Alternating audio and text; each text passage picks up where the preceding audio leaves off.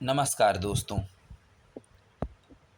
UPTET 2026 के लिए इतिहास की ये कक्षा है जिसमें आज हम वैदिक संस्कृति के बारे में समझेंगे। वैदिक संस्कृति, जिसे भारतीय इतिहास का आधार भी कहा जाता है, यह समय 1500 ईसा पूर्व से 600 ईसा पूर्व तक है। इसमें हम ऋग्वैदिक एवं उत्तर वैदिक काल का विस्तृत अध्ययन करेंगे।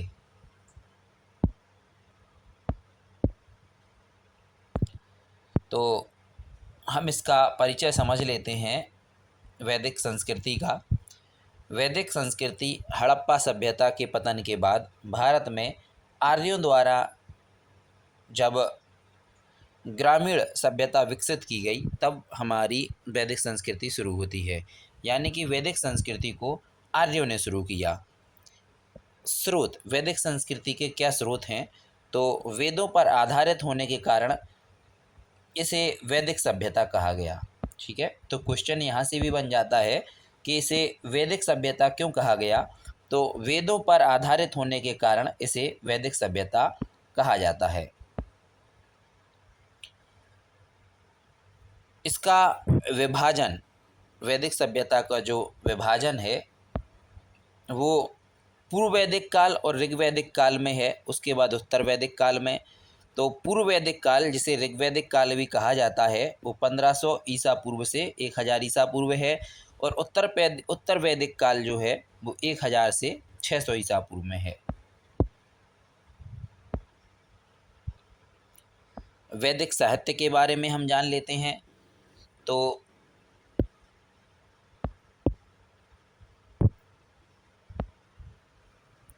जैसा कि आप लोग जानते ही हैं, 4 वेद हमारे रहे हैं। ऋग्वेद, इसके बाद यजुर्वेद, अथर्ववेद और सामवेद। हमारे 4 वेद हैं: ऋग्वेद, सामवेद, यजुर्वेद और अथर्ववेद। तो ऋग्वेद, इसे सबसे प्राचीन वेद भी कहा जाता है और गायत्री मंत्र की उत्पत्ति यहीं से हुई है। गायत्री मंत्र का उल्लेख सबसे पहले ऋग्वैदिक काल में ही हुआ है। इसके बाद हम जानते हैं सामवेद को। भारतीय संगीत का जनक सामवेद ही है। सामवेद में ही सर्वप्रथम संगीतों का उल्लेख हमें मिला है। यजुर्वेद, यज्ञ की विधियाँ और कर्म कांडों का वर्णन यजुर्वेद में है। इसके बाद आता है अथर्ववेद। अथर्ववेद में औषधि, जादू टोनों और दैनिक जीवन के नियम इसमें दिए गए हैं। तो पुनः हम इसका एक बार और अध्ययन करते हैं कि जो ऋग्वेद है, ऋग्वेद को सबसे प्राचीन वेद कहा गया है और गायत्री मंत्र का उल्लेख हमें सबसे पहले ऋग्वेद में ही मिला है। इसके बाद हम जानते हैं सामवेद के बारे में। तो जो भारतीय संगीत का जनक कहा जाता है वो सामवेद को ही कहा जाता है। यजुर्वेद, यानी कि यज्ञ की विधियाँ, कर्म कांडों का वर्णन भी यजुर्वेद में है। और अथर्ववेद को औषधि, जादू टोना और दैनिक जीवन के जो नियम हैं वे अथर्ववेद में हैं।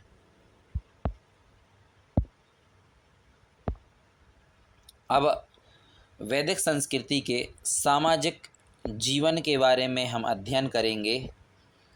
तो सबसे पहले जो इकाई है सामाजिक जीवन की वैदिक युग में, वो परिवार थी। सबसे महत्वपूर्ण और प्राथमिक जो इकाई थी वो परिवार है, जिसे उस समय पे कुल कहा जाता था। यह सबसे छोटी इकाई थी जिसका मुखिया कुलप होता था। वर्ण व्यवस्था, जो वर्ण व्यवस्था थी ऋग्वैदिक कालक्रम की, कर्म पर आधारित थी। किस पे आधारित थी? वर्ण व्यवस्था कर्म पर आधारित थी। यानी कर्म के आधार पे ही व्यक्ति को वर्ग में बांटा जाता था। उस समय पे उत्तर वैदिक काल जो है वो जन्म पर आधारित था। उत्तर वैदिक काल में जो वर्ण व्यवस्था थी वो जन्म पर आधारित हो गई थी। स्त्रियों की स्थिति अपाला, घोषा, लोपामुद्रा जैसी विदुषी महिलाएं इसी काल में, वैदिक काल में ही पाई गई हैं। और उस समय पे स्त्रियों की स्थिति बहुत ही अच्छी थी। राजनीतिक ढांचा। हम वैदिक संस्कृति का राजनीतिक ढांचा समझ लेते हैं। तो इसमें जो क्रम था राजनीति का, उसमें सबसे पहले कुल आता था, फिर ग्राम, फिर विश्व, फिर जन और फिर राष्ट्र। यानी सबसे बड़े भाग को कुल कहा जाता था। कुल के बाद फिर ग्राम होता था, फिर विश्व होता था, फिर जन होता था, फिर राष्ट्र होता था। महत्वपूर्ण संस्थाएं, जो राजनीतिक संस्थाएं थीं, उनमें पहली संस्था थी जिसे सभा कहा जाता था, और इसमें श्रेष्ठ लोगों की ये संस्था थी। इसमें जो है राजनीति के श्रेष्ठ लोग सभा में आते थे। और फिर इसके बाद दूसरी जो इकाई थी वो थी समिति। समिति में जनसाधारण की संस्था होती थी। ये श्रेष्ठ लोग जो हैं वो सारे सभा में आते थे, और जो जनसाधारण होते थे वो समिति में आते थे, और यह जनसाधारण संस्था ही राजा का चुनाव करती थी। और राजनीतिक ढांचा में जो सबसे प्राचीन संस्था थी वो थी विदत।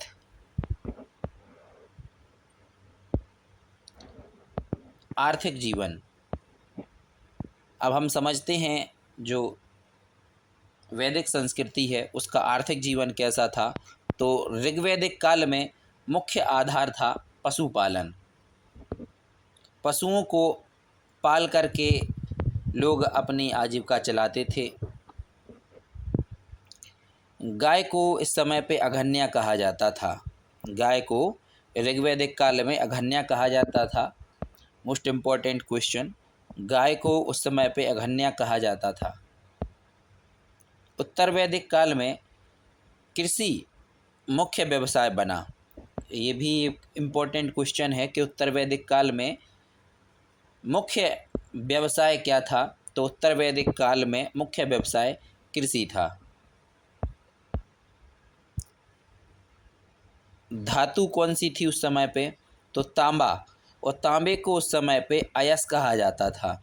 कि तांबे के साथ साथ लोहे को कहा जाता था कृष्ण अयस।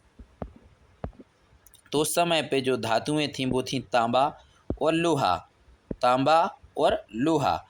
और तांबे को उस समय पे अयस कहा जाता था, और लोहे को उस समय पे कृष्ण अयस कहा जाता था।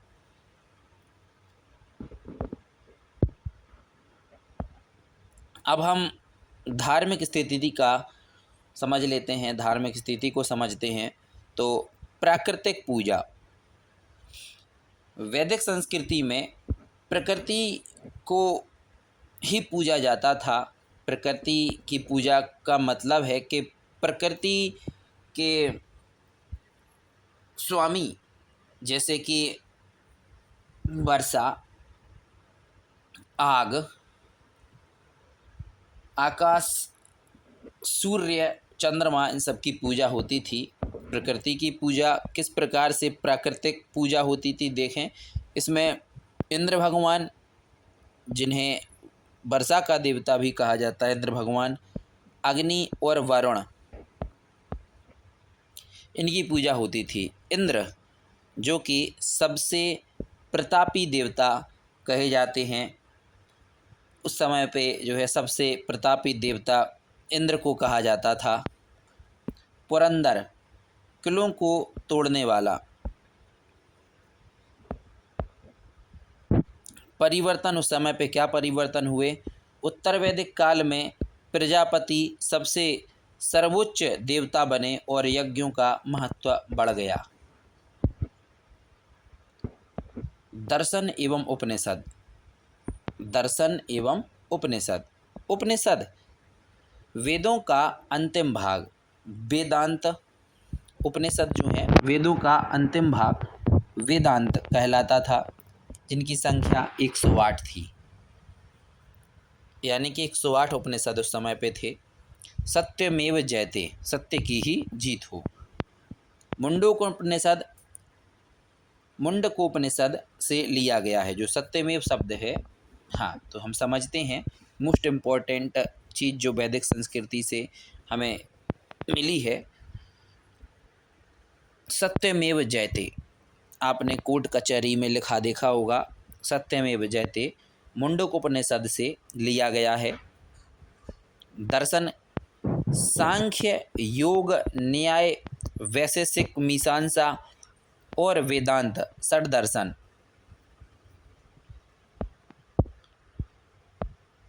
निष्कर्ष, वैदिक संस्कृति ने भारतीय धर्म, दर्शन और सामाजिक नींव को जन्म दिया। यानी जो आज जो कुछ हम देख रहे हैं, जो कुछ हमारे समाज में